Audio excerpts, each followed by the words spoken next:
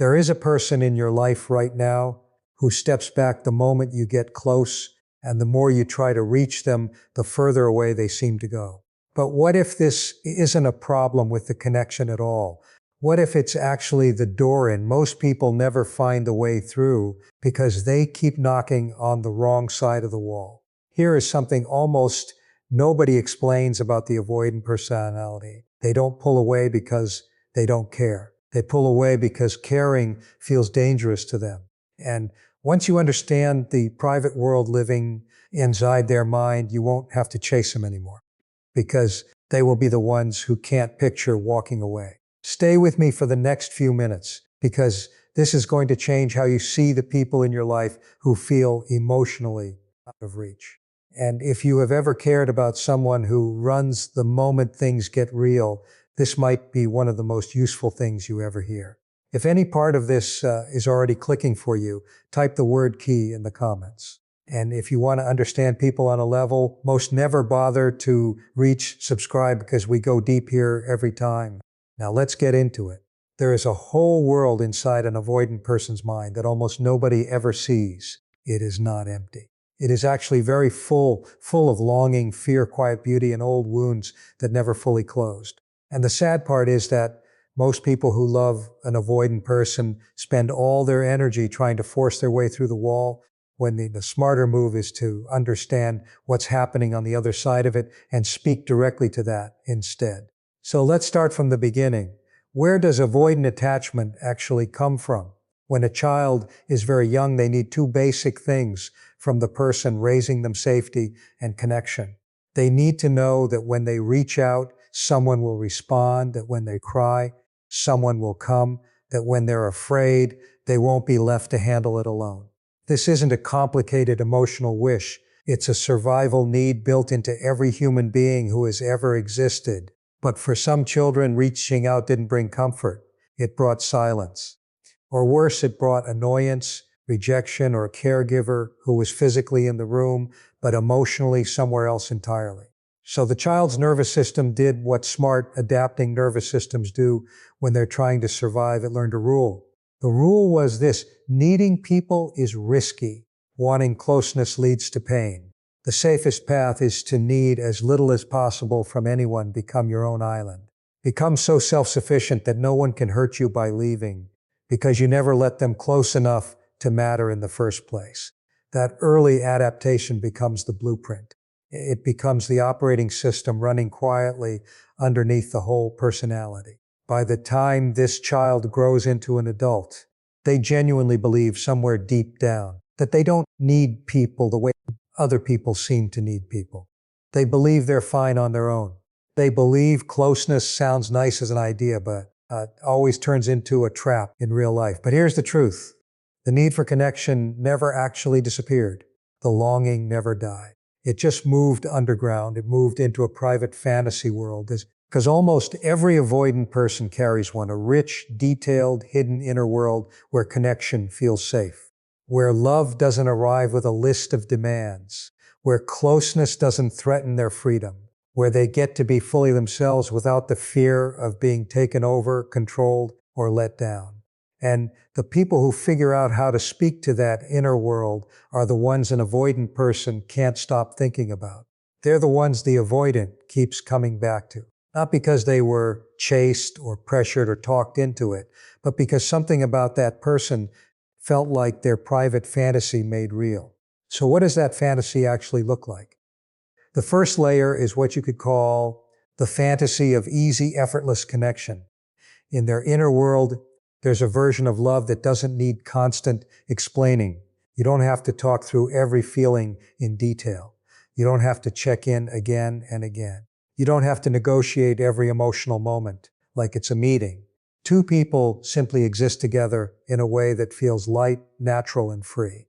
When an avoidant person tastes this in real life, even briefly, something unlocks in them that they didn't even realize was sealed shut. Because most of the time, when people try to get close to an avoidant, they do it through pressure, through conversations that feel like interrogations, through needs that land like demands, through emotions that show up like emergencies. And the avoidant person shuts down, not out of cruelty, but because their nervous system reads that pressure as a threat. Every part of them says, get out, get out, get out. But when someone shows up who doesn't push, who can sit beside them without needing anything specific in return, who can be quiet together in a way that feels warm instead of cold, the avoidant person feels something they rarely get to feel. They feel safe.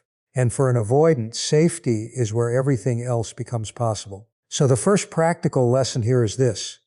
Don't try to build closeness through intensity. Build it through ease. Let your presence feel like relief, not another obligation. Let time with you feel like breathing out, not bracing for impact. This doesn't mean you have to be emotionally flat or distant yourself. It means you have to be emotionally steady. It means that when you're around this person, you carry a kind of grounded calm that doesn't need constant reassurance and doesn't require every feeling to be dissected out loud the second it appears. This is harder than it sounds, especially if you're someone who craves emotional closeness, especially if you lean anxious and their distance sends you spiraling. But this is the actual work.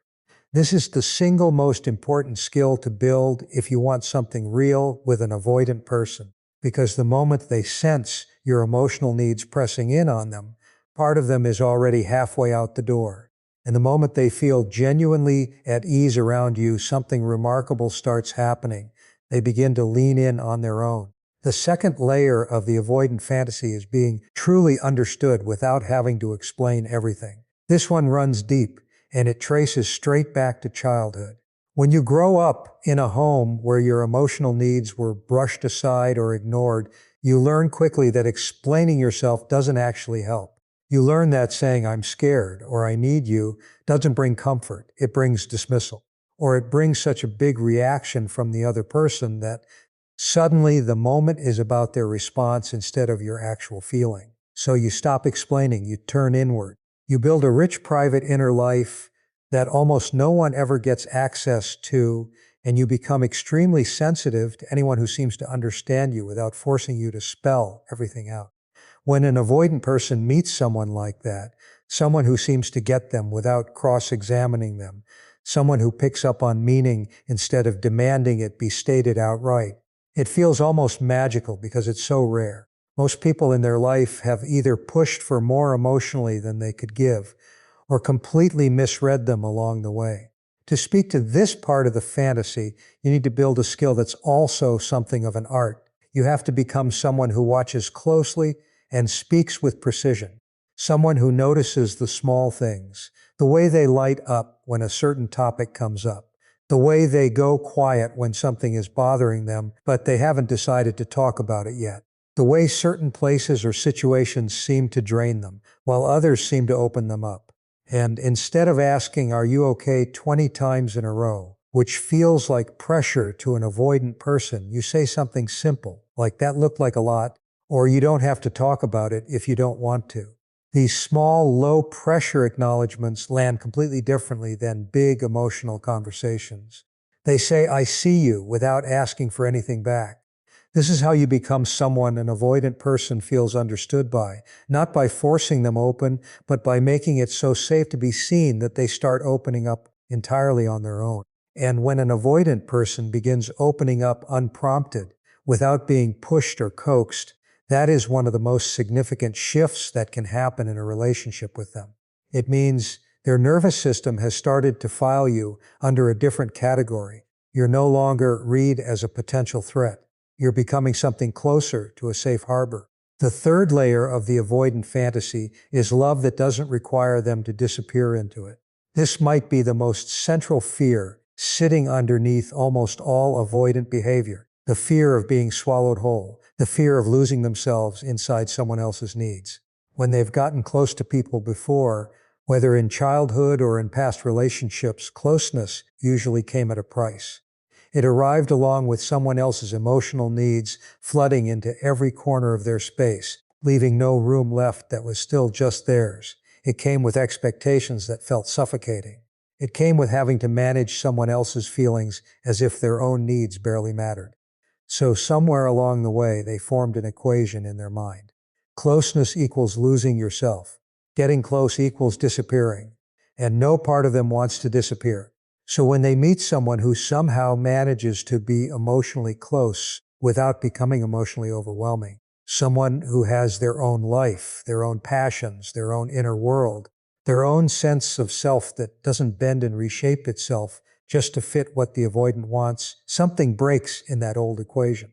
It says maybe closeness doesn't have to mean losing yourself. Maybe you can be near someone and still stay whole. This is why one of the most powerful things you can do with an avoidant person is hold on to your own independence, fiercely and honestly.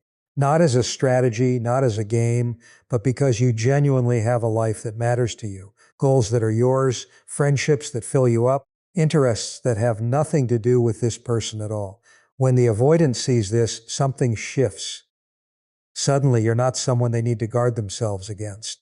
You're someone they're curious about. You're someone with a whole world of your own. And that creates a kind of pull, because now they want to be invited into that world, not pushed into it. Invited.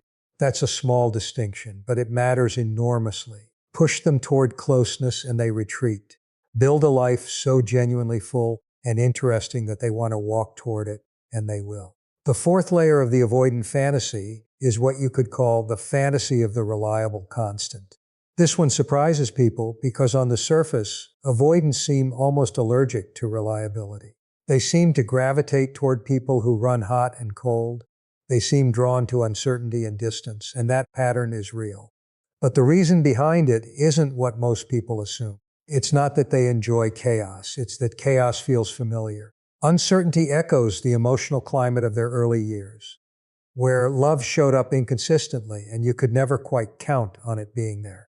And familiar, even when it hurts, tends to feel safer than the unknown. But underneath all of that painful familiar pattern sits a deep, mostly unspoken longing for something steady, something that doesn't shift with the weather. Someone who is simply there, not smothering, not demanding, just reliably and quietly present. The fantasy is of a person who shows up the same way every single time. Someone who isn't a completely different person depending on how the avoidant treated them that week. Someone with a kind of emotional steadiness that says, I'm not going anywhere, but I'm also not clinging to you. To speak to this fantasy, you have to become someone who is consistent without being clingy. Someone who follows through on the small things.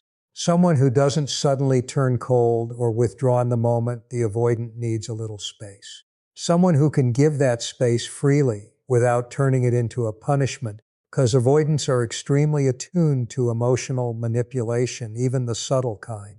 The kind where someone goes silent because they're hurt and want it noticed.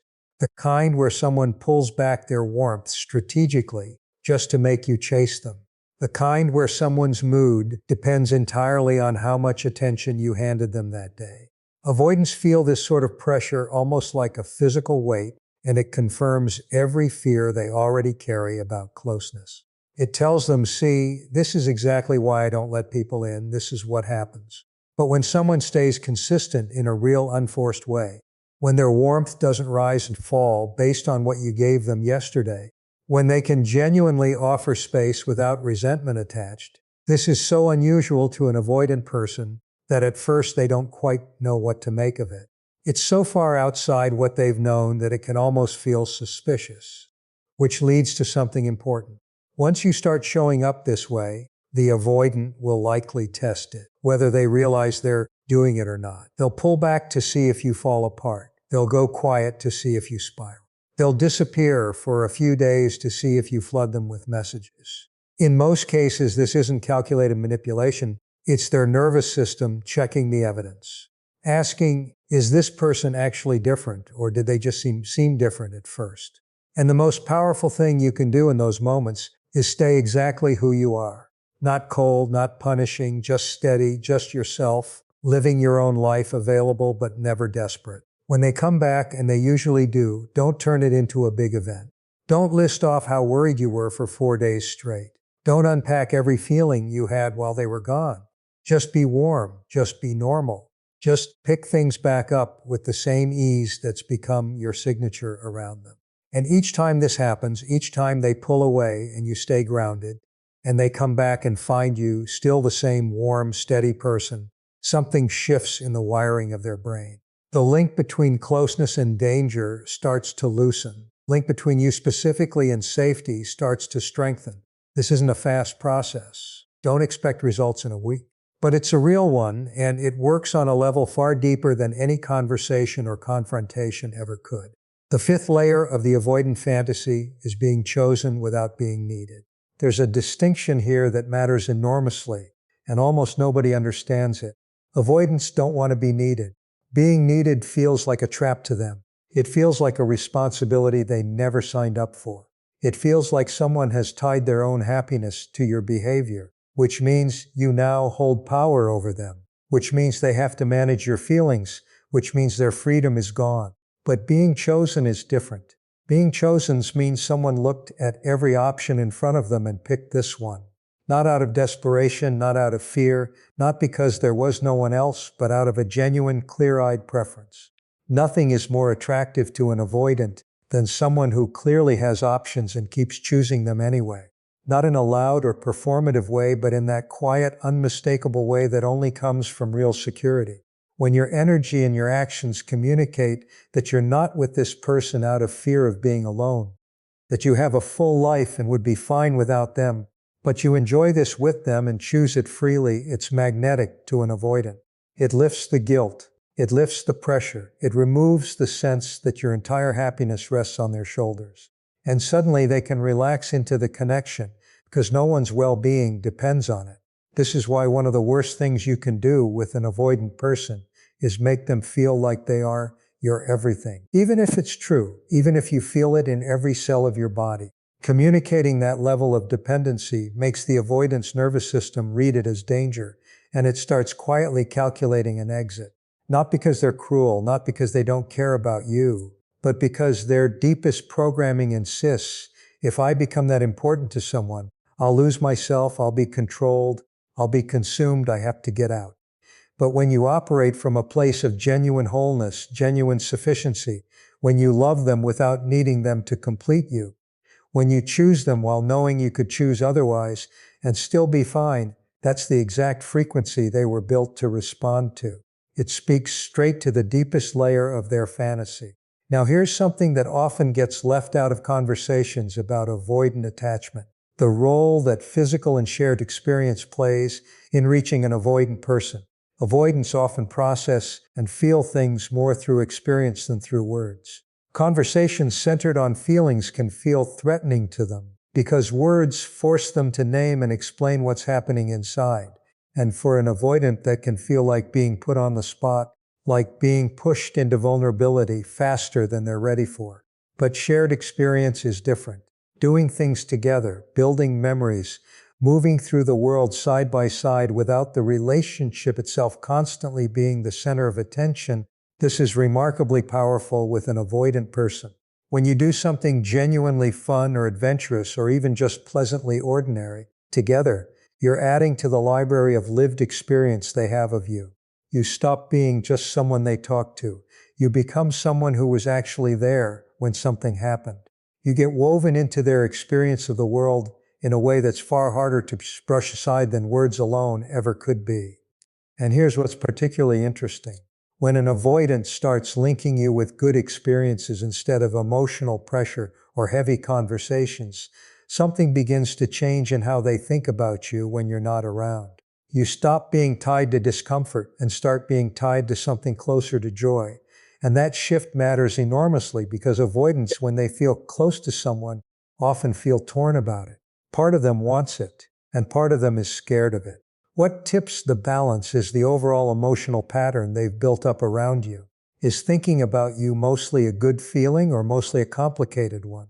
If most of your time with an avoidant has felt emotionally heavy, if most of your conversations have circled around where this is going, or what they're feeling, or why they pulled away, then their mind starts filing you under emotional labor, and avoidants run from emotional labor at remarkable speed.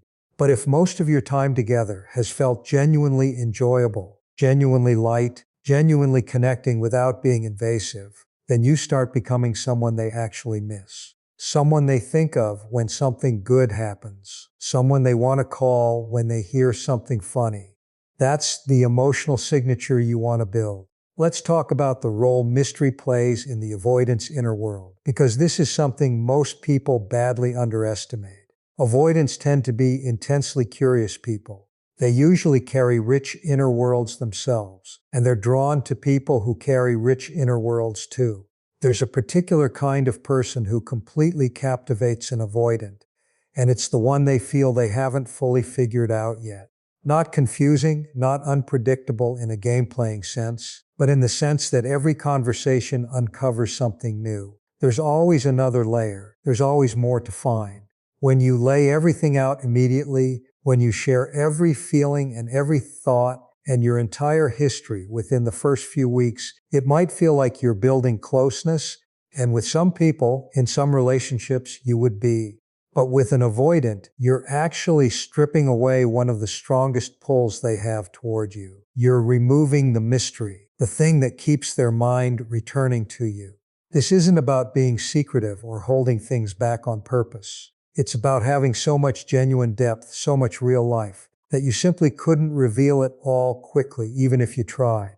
It's about being a person of real substance, who shares themselves gradually, naturally, as trust builds over time. When you do share something personal with an avoidant, make it count. Make it real, specific, and slightly unexpected. Something that shows you're more layered than they assumed. Something that stays with them later, when they're alone. This feeds directly into another piece of their fantasy. The idea that connection is discovery. That knowing someone is an ongoing adventure, rather than a one-time download. That there's always something more to learn about you, and that they genuinely want to learn it. Now let's talk about something that comes up constantly. How to handle the moments when an avoidant goes cold, disappears, or pulls away suddenly with no clear reason. This is the moment that tests everything, because every instinct tied to anxious attachment, if you carry any of it, will be screaming at you to do something. Send the message. Call them. Show up. Demand an explanation. Make them feel what you're feeling. Close the sudden gap between you. And I need to be honest here. Every one of those impulses, if you act on it, makes things worse. Every one of them confirms the avoidant's deepest fear, that closeness costs freedom, costs self, costs space. The hard, counterintuitive truth is that the most effective response to an avoidant pull away is to pull back into yourself. Not coldly, not with resentment, but genuinely, redirecting your energy toward your own life, your own work, your own friendships, your own inner world. This does two things at once. First, it breaks the cycle of chase and retreat that teaches an avoidance nervous system that pulling away is the way to get space. Second, it genuinely reconnects you with who you are outside this relationship, with your own worth, your own wholeness. And here's the almost paradoxical part. When you genuinely turn back toward yourself, not as a strategy, but because your energy has actually redirected, the avoidant often starts to feel the distance between you and begins closing it themselves.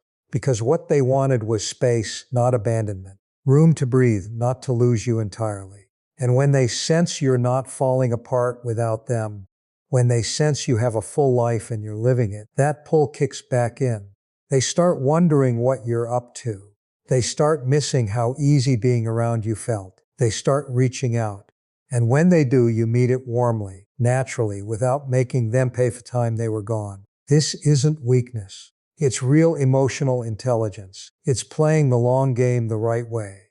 Now, I want to talk about one of the most underrated tools for building something lasting with an avoidant, and that's humor. Genuine, easy, unforced humor. Laughter does something remarkable to the nervous system. It loosens the grip of anxiety. It signals safety. It creates shared moments that need no words and land instantly. When you can make an avoidant laugh, not with rehearsed jokes, but with the kind of natural wit that comes from real chemistry, you reach them somewhere very hard to reach any other way. Humor signals intelligence, it signals ease, it signals that you don't take yourself too seriously, which for an avoidant who's dealt with people who make everything feel heavy and serious is like water after a drought. Some of the deepest bonds avoidants form are built on shared humor.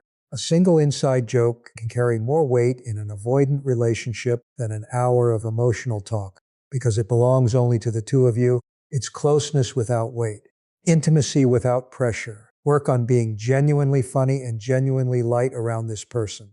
Not fake positivity, not forced cheer, but real ease, real amusement at life, and the ability to laugh at yourself too. This feeds the effortless connection fantasy directly. And once you embody it, you stop being someone they merely care about and start becoming someone they need. In the quiet, private, particular way, avoidants actually let themselves need people. Not loudly, quietly, consistently, privately.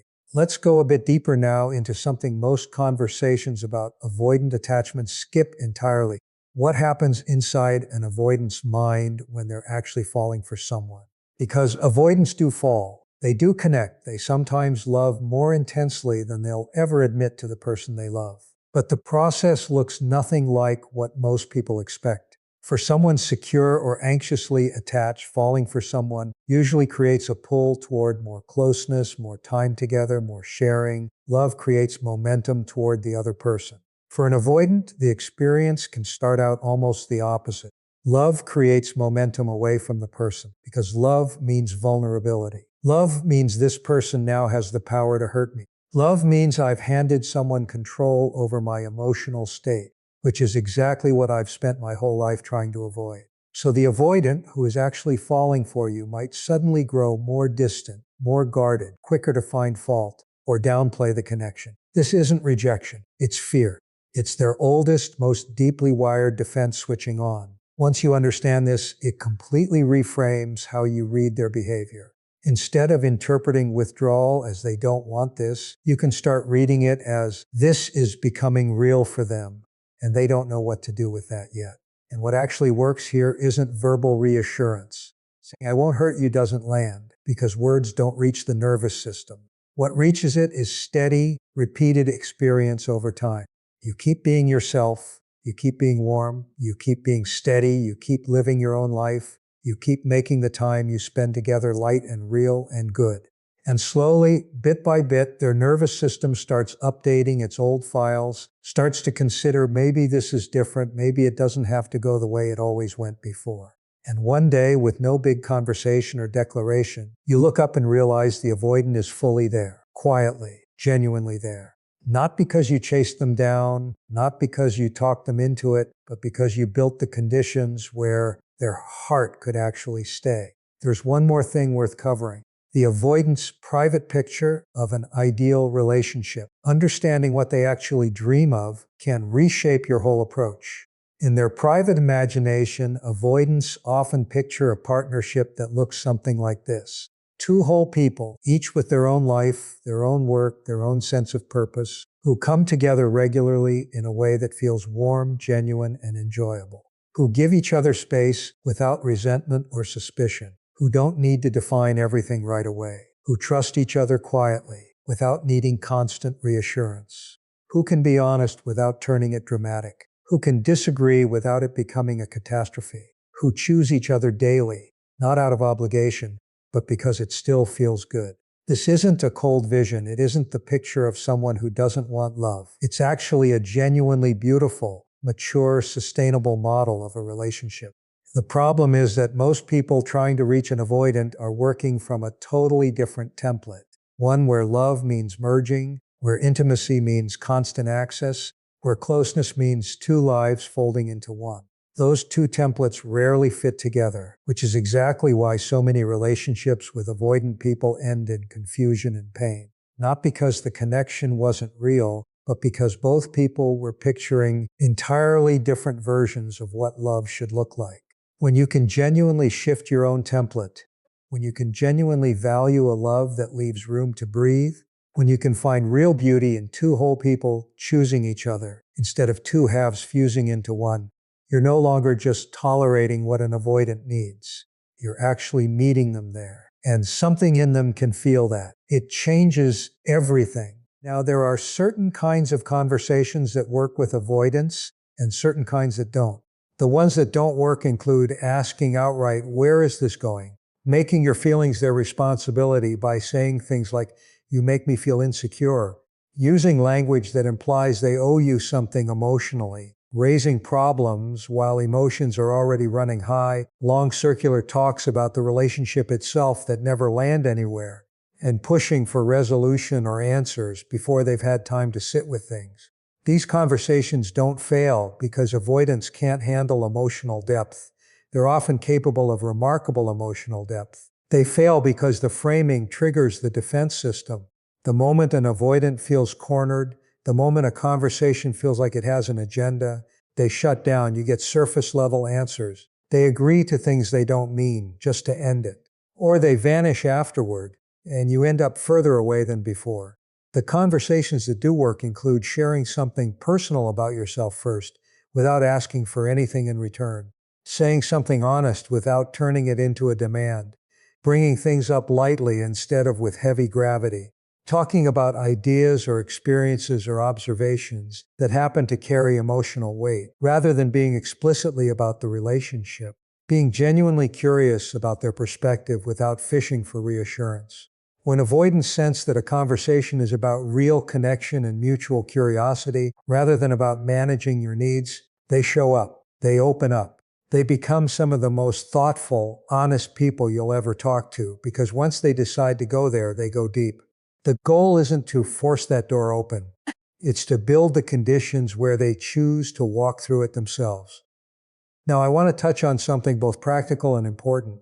Your own emotional well-being through all of this. Because here's the honest truth. Everything described here only works if you yourself are coming from a genuinely grounded place.